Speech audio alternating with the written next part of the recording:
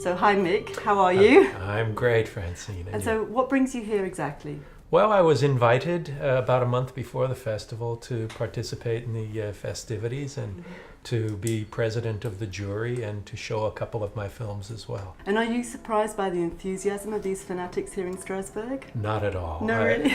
There is no more enthusiastic audience than the horror genre audience. They're the ones who embrace them.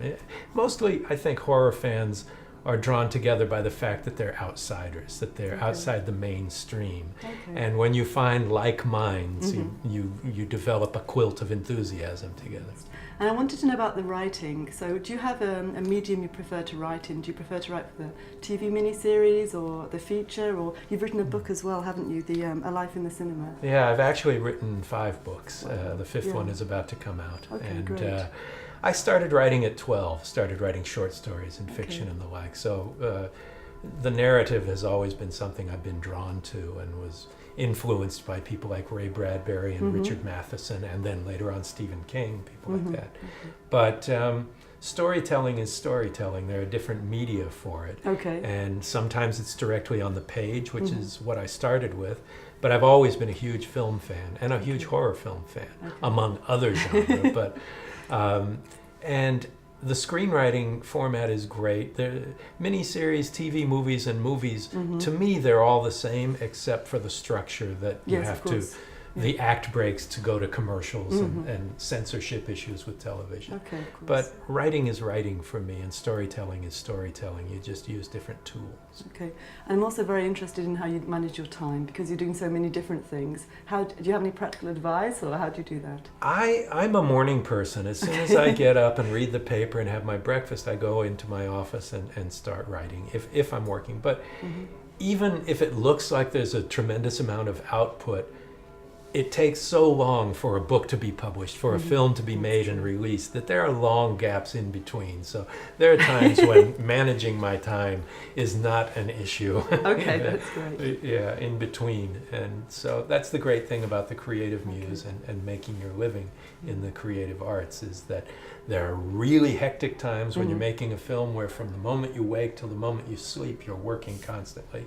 And then there can be months where there's none of that happening. And I've been watching some of your films and noticed this recurring theme, which is this complex mother-son relationship. So I'm thinking in 2. Well, I'm thinking of Norman and his mother in Psycho 4, and then Charles and his mother. Is this an interesting theme for you, or is it something you're drawn to frequently? Or? Well, both of those were scripts that existed before I was hired to direct them. One was written by Stephen King, and one was written by Joseph Stefano, who wrote the original script for Psycho. I make a joke about it, and I did at the Sleepwalkers screening last night, that these 2 films were made back to back, and they were about mother-son relationships, and I don't know what it says, but please don't tell my mother. So, but those themes, I like themes that kind of prick at the edges of society's scabs. So I like going places that aren't safe, that are uncomfortable to people. That to me is that's one of the issues of horror. When I did my film Chocolate for Masters of Horror, that also goes in an extremely uncomfortable sexual place where a man experiences what it's like for a woman to have sex. And it makes people really uncomfortable, and I kind of think that's part of my job. That's really interesting, because I was also going to ask you then about your aims as a filmmaker, because Hitchcock, one of his aims was very much to put the audience through it, to make them feel terrified at the end of the film. And I was wondering if you had more of sort of an exploration of social issues in your films. Well, I like every story to have a meaning beyond its obvious one.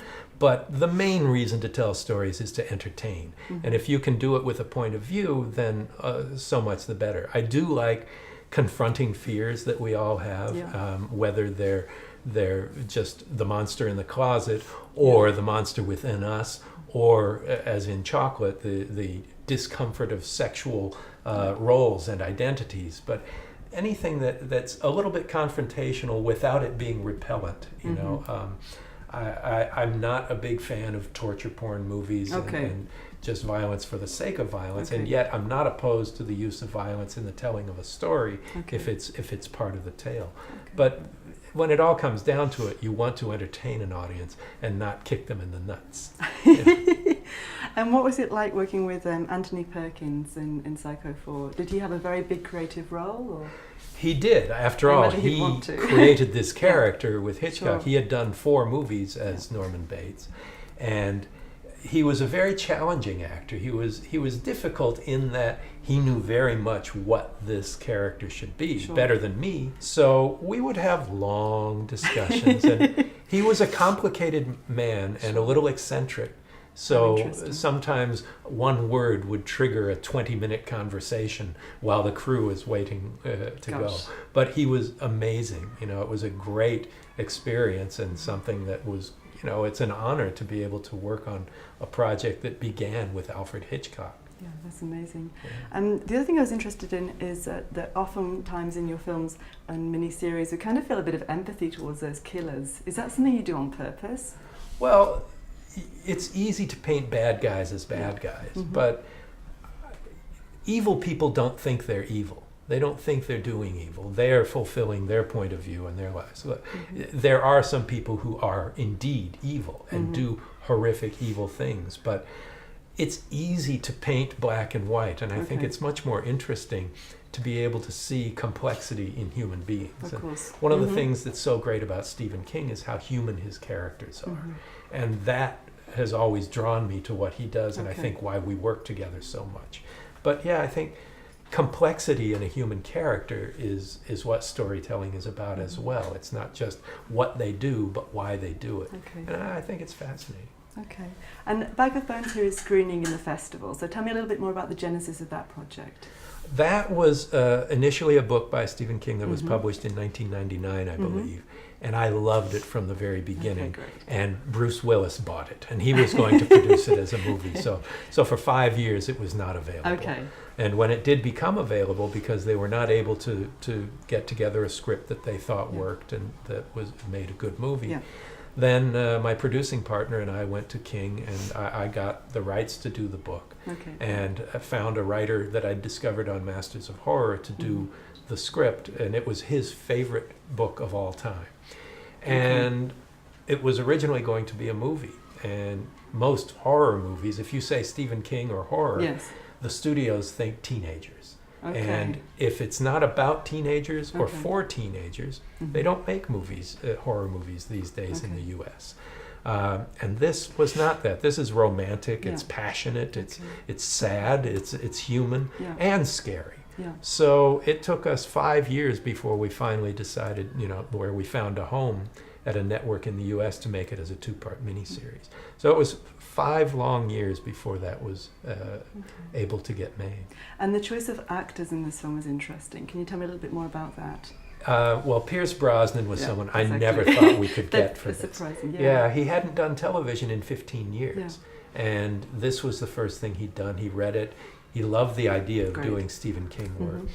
And I had never met him before and didn't meet him until we had one discussion over lunch. And I loved him. He was amazing. He had done a film called The Matador that was so unlike any of the James Bond movies or anything I'd ever seen. And then this, being a very passionate ghost story, he loses his wife early on in the story. He breaks down completely in an emotional way that you've never seen Pierce Brosnan do that before. He was a huge find. Anika Noni Rose was somebody that I had not known of until my casting director brought her up. And she's a great Broadway star of musicals. She sang, she played Sarah, the ghost, and she's a wonderful singer and great actress. And I can't see it with anybody else in mind, because she just, once I met her, I knew she's just fantastic. Going back to the Masters of Horror series, did you mention that this is going to be developed further in the future? No, there were 2 series of Masters of Horror, and then Fear itself became another version of that. There are other things in the works, but what's exciting about this business is you'll be working on something for years and years, then you get a phone call, can you start shooting this movie in 2 weeks? And then it's okay. Okay, that's good. Thank you so much. Thanks.